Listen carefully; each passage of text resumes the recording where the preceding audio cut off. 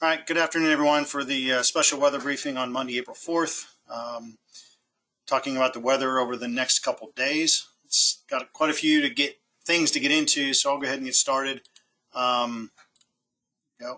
So main points, it is going to be an active 2 days for severe weather, and it is going to encompass at least all of you across the state at some point over the next 2 days. So starting off with tomorrow, we've got an enhanced risk by the Storm Prediction Center issued for basically along and south of I-20. Central and South Georgia will be the focus on Tuesday.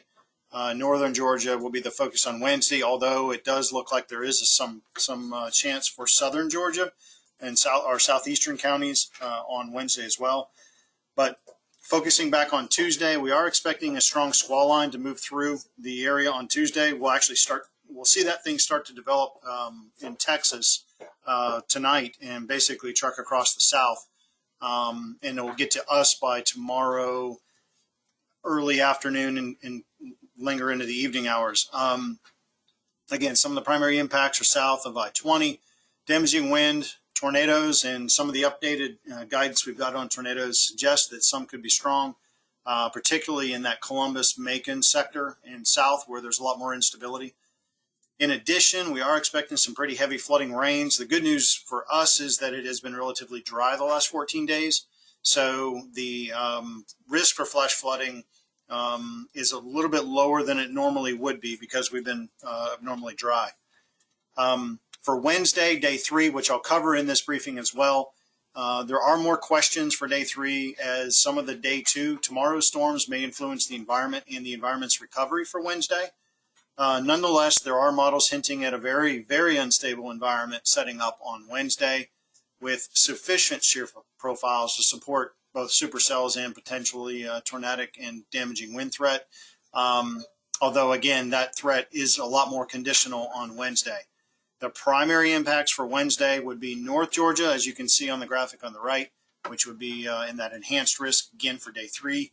But generally north and west of a Columbus-Macon Augusta line, damaging wind, tornadoes, and hail. We will introduce a little bit more of a hail threat on Wednesday than we have on Tuesday.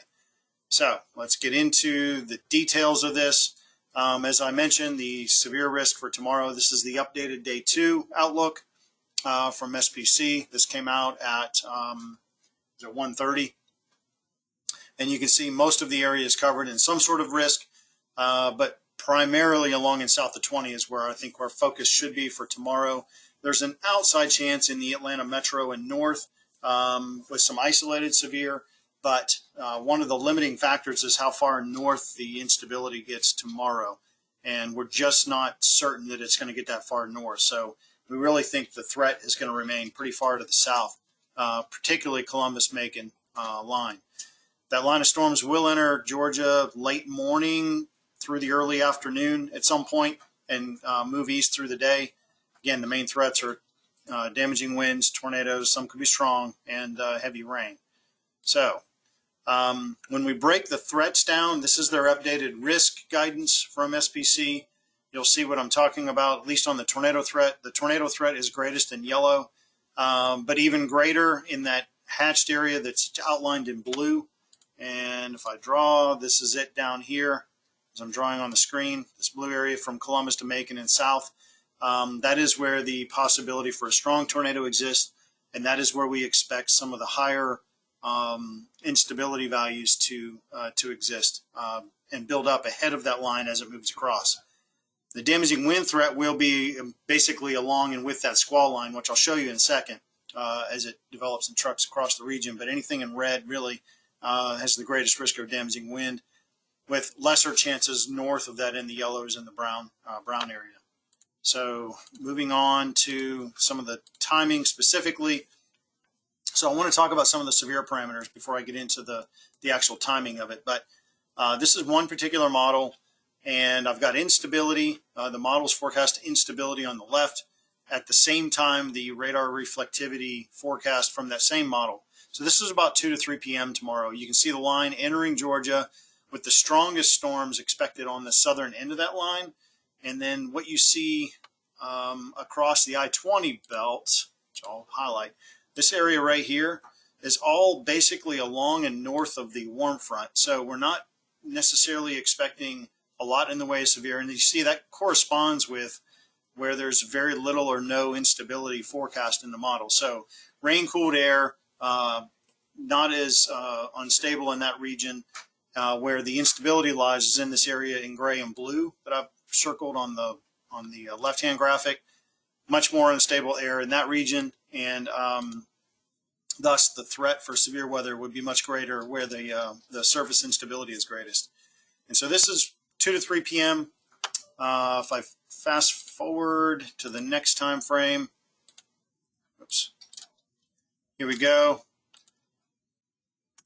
This is 4 to 5. You can see, at least on the instability graphic, that as the line of storms, which would be in this general rate about Dublin to maybe Cordele by about 4 to 5, the area behind it stabilizes pretty quickly. So the threat would diminish as that line passes, but the area out in front would still be at risk, where we have much higher instability air, and the line of storms hasn't reached yet. So the risk continues to push south and east through the day. Basically what I'm saying based on these two graphics.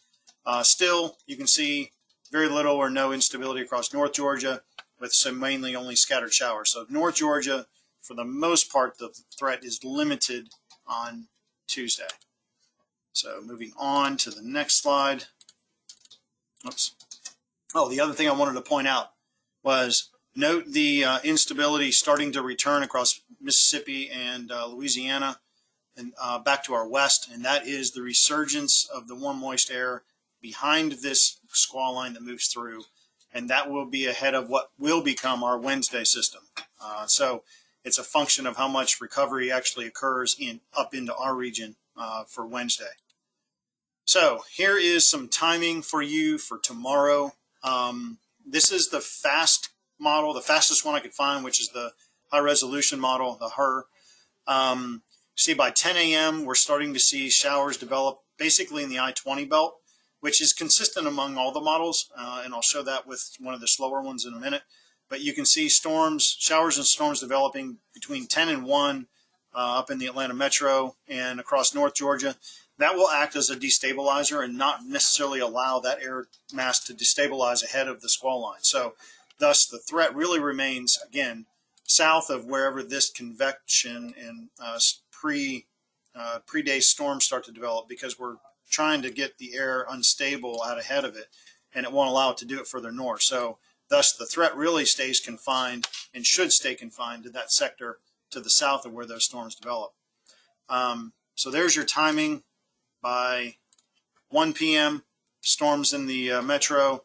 The main line is still back in the 85 and 65 corridor of Alabama, Montgomery. And then by 4 p.m., the line's getting pretty rockets pretty fast over the next 3 hours to get to a Macon to Americus / Albany line. The other thing to point out is this particular model is trying to highlight some of these isolated storms developing out ahead of the line. SPC highlighted that in their updated outlook this afternoon, and that's why they included the hatched. So if that occurs, we could see some tornadic discrete cells out ahead of the main line, which is moving across the CWA during the day tomorrow. That's something we'll have to watch out for tomorrow. And if that occurs, obviously the tornado risk and strong tornado risk would increase, especially with any of these discretes. But nonetheless, the shear is high enough that we would expect and anticipate potential tornadic storms within the line itself tomorrow as it's moving across the area. So moving on to the next slide. Here is the next model with most likely timing. Again, I highlighted that 10 a.m. to noon time frame, storms developing in the metro. Completely different model, suggesting the same thing. We do see a line moving into northwest Georgia, but because the air mass is really not that unstable, it would be generally elevated in the way of storms and showers. And so you see the showers and rain developing early in the day there. The line of storms gets into Georgia about 2, 3 o'clock. And again, that's where we see the destabilization occur out in front of that. So Macon, Columbus, all the way through the east side of the state during the day and the afternoon. Again, by 6, the line is just now making it to an Augusta to say Dublin line. So fairly consistent within a couple of hours, 1 or 2 hours in timing, but still fairly consistent in showing that the southern part of the area is where the greatest threat is during the day tomorrow, which is again highlighted by SBC. So in terms of rainfall, this is combining both Tuesday and Wednesday, even though it looks like the majority of the rainfall will be on Tuesday. 1.5 to 2 is pretty close to the rule, widespread across the area. There will be pockets of 2 to 3 and maybe some isolated 4 if we can get any sort of training or redevelopment over the same region. So the flash flooding risk will be only a short-term thing, just because again we've been so dry, and so if the rainfall rate exceeds the runoff, obviously we could have some short-fused flash flooding. But nonetheless, we are discussing internally potential for flood watch. We do think the greatest risk would be in the central Georgia region, but it may extend all the way up into the I-20, depending on how much rain we get early in the day with the storms that develop in the I-20 corridor. So stay tuned for that potential. If we did issue something, it would be overnight tonight into tomorrow morning for flood watch on the flood watch side. So jumping forward to day 3, which would be Wednesday, we expect the storms to basically clear the area by tomorrow evening, late tomorrow night into the overnight, to be relatively rain-free. There may be some spotty showers around, particularly across the southern counties in central Georgia, but overall we're not expecting much in the way of issues overnight. Day 3 will feature 2 areas of really that we need to focus on. The main one is obviously where they have the enhanced risk, which is subject to change based on how things evolve tomorrow. But for now, it's across basically all of north and northwest Georgia, with a slight risk across the entire CWA. The threat is more conditional based on Tuesday's weather, and there is a potential for storms to develop, and I'll show that in a second. I'm going to highlight this because it does have a potential impact down here in this sector during the day on Wednesday, before we see storms coming into the northwest. So we could have 2 separate zones that are unrelated to each other, because what's happening up here is in relationship to a front that's moving in. This down here, it will be the remnant of Tuesday's stuff with redevelopment as we're getting warm, moist air coming up from the south. So 2 separate areas that we may have to watch going into Wednesday evening. So here's the basic outlook. The greatest risk obviously is in red. I mentioned the 2 areas we have to watch with the cold front approaching.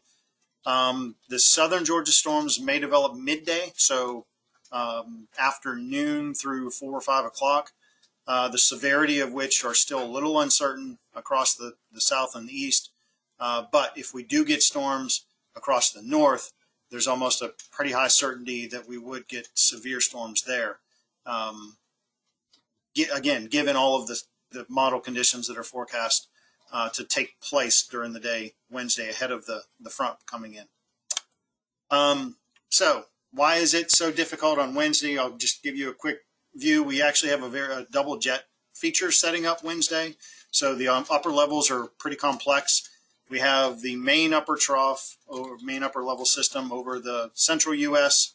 with an exiting jet structure going up into the Ohio Valley. We have secondarily a southern jet stream coming across the northern Gulf Coast. The combination of the 2 puts us in the favorable sector for weather and severe weather to take place.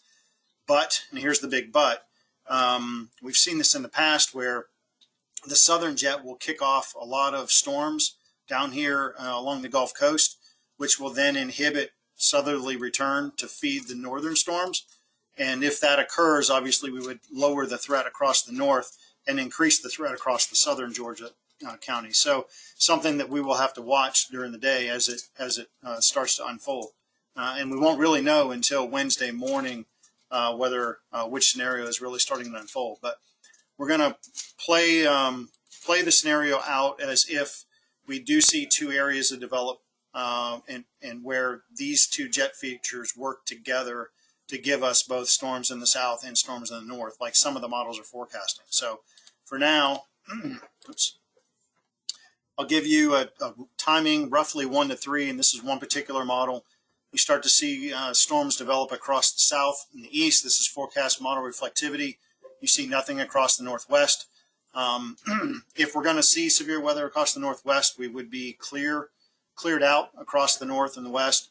And the air mass that we have back in Alabama is unimpeded from the Gulf, and we're starting to see some pretty high instabilities. Surge. These are summertime level numbers that we're seeing surging north. So the air mass becomes very unstable very quickly across to the west of us. Should that occur, obviously the threat for severe storms would increase owing to those developing or that air mass shifting north. One thing you'll note here is across the south and the east, this region here, instability is a lot lower, and that's as a result of these storms. If these storms actually develop back further to the west, that gets into this region, and thus it cuts off that instability surging north into northwest Georgia. That's what I was talking about, the uncertainty of the convection along the Gulf Coast that we'll have to watch and see how it plays out. Excuse me. All right, so northern Georgia. Here we fast forward to about 8 o'clock, assuming we didn't get unimpeded by the storms across Alabama. We start to see storms develop along the cold front and approach the northwest Georgia. Instability, this is the graphic on the far left, you see very high. We're talking numbers 2,000 to 3,000 capes, which are like summertime numbers. With upper level support and plenty of shear, we could see some either a squall line or a line develop along the front and or discrete cells developing out ahead of the front, which would become more like supercell type structures across the northwest. Again, we'll have to see how this plays out. But nonetheless, the models are forecasting those parameters to be there, so we have to assume that that's the case until things change. All right, northern Georgia in terms of shear, more than enough low-level shear, which I've highlighted in the area in green. That is the low-level shear values, which would be supportive of tornadoes. So if we do get supercells and or line of storms in, there's plenty of low-level shear across the north to produce tornadoes. In looking at some of the model forecast for significant tornado, the values are pretty high. Anytime we see numbers above 3, those are really high. So obviously the conditions are we have to have the storms in place. If the storms are there, then obviously the threat for tornadoes will be there as well. So Wednesday, and that would be Wednesday evening, well after sunset and thereafter into the evening hours as the front starts to approach. And you can kind of see, if you insinuate the back edge of this is about where the front would be, about 8 o'clock. So this time frame, storms would be in up here 6, 7, 8, 9 o'clock. It would be the time frame to watch up there across the north and the west. So let's see, clear this out. So in summary, and this is just a repeat of the main point slide, obviously 2 days of convection. Tomorrow, we'll have to watch that squall line move through the day. Would anticipate tornado watches with that line as it's moving across the south. Question is how far north does that extend? Right now, our best estimate is up to about the I-20 corridor. That's at least what we're going with in messaging. The threat really gets a lot more limited north of that.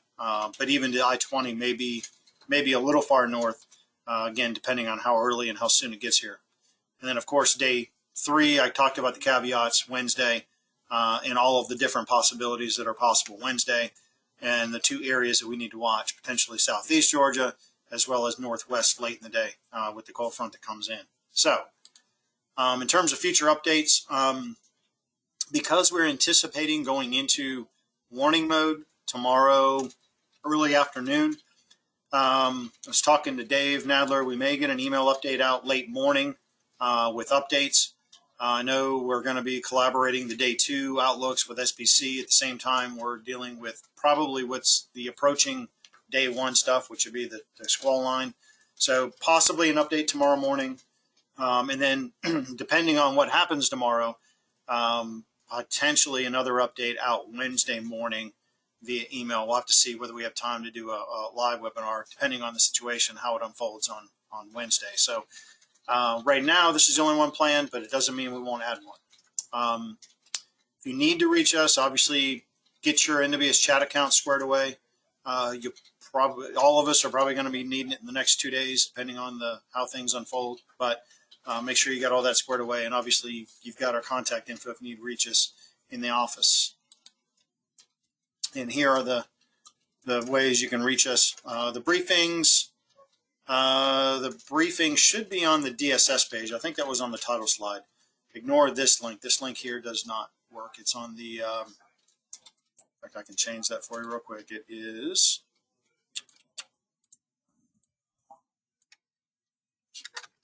there we go. That is the link that works. So with that, I will open it up for any questions.